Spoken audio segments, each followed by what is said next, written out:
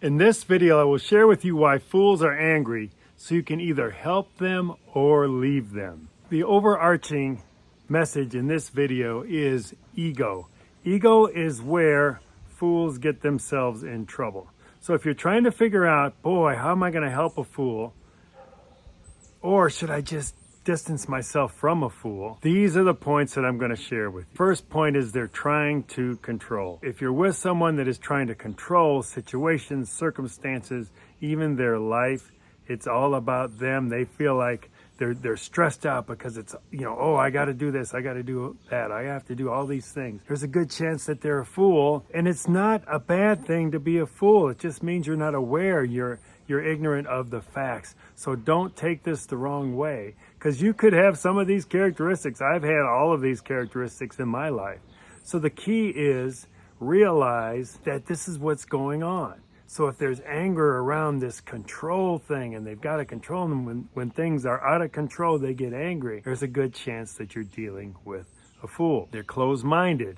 Same thing. Somebody's closed-minded. They're complaining to you about how things are and what's going on, and you maybe have some advice for them, so you try to give them advice, and they're like, nope, tried that, nope, don't want to do that. Whatever those things are, then you know you're probably dealing with a fool. The fourth point is they're self-absorbed. It's all about them.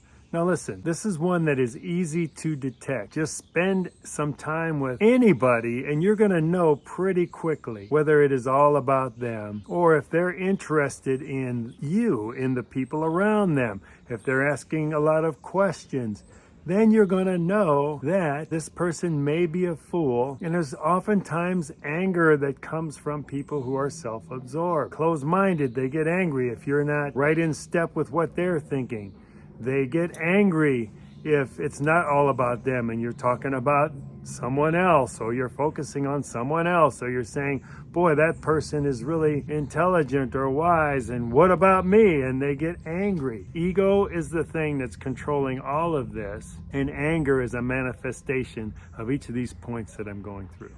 And then finally, the point I wanted to share is they are living from their souls. Some of you may say, well, what does that mean, Robert, living from their souls? What I've come to know is our souls are how we live based on the world, how we live based on our senses, what we see, feel, hear, touch. That's how we're living, and we are driven by those things that we can see. It could be money, it could be status, it could be a job, it could be a relationship, it could be a person.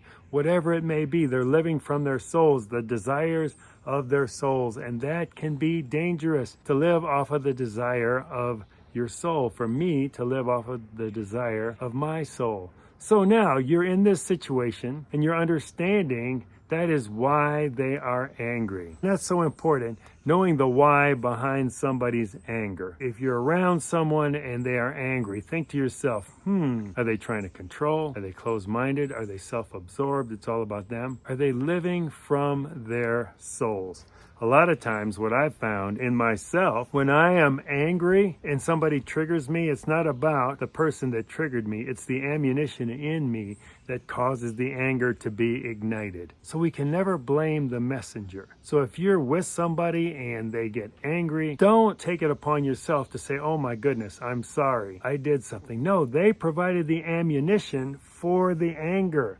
Such a wise thing to know and think about going forward in your life. From my own life history, recent life history, I got to know a person pretty well, met them at an event, and we kept in contact and communication with each other. My mindset was always to be helpful for this person, but they exhibited some of this anger every time. For example, they would lament about what's going on in their life, and I'd be like, oh, well, can I share some things? Well, and they would get visibly angry. I could tell they were trying to control their life. And I could see them kind of spiraling down.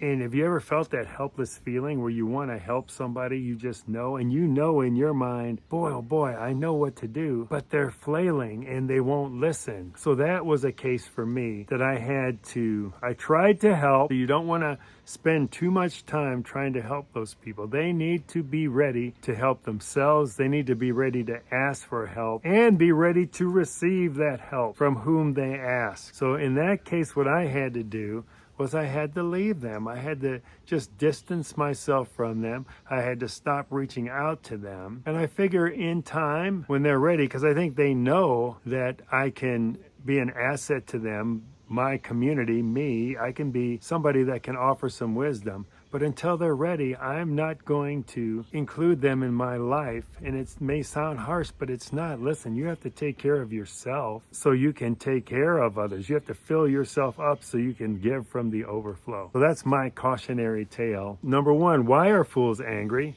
Shocking. I give you some good reasons why, what's behind it. And there are others too, but those are the ones that I've seen most often. And then what to do and how to handle that. How do you know when you should try to help them? And the big idea there is don't spend a lot of time trying to help them. Do the best you can, but then quickly distance yourself from them. You know, if they're wise in their own eyes, you don't want to associate with a fool who is wise in their own eyes. If they're quick to argue, every fool is quick to argue. That is a fact. And anger is a characteristic of fools. So we don't want you to waste time on fools. They are self-absorbed. And listen, here's the big takeaway at the end of my testimonial here.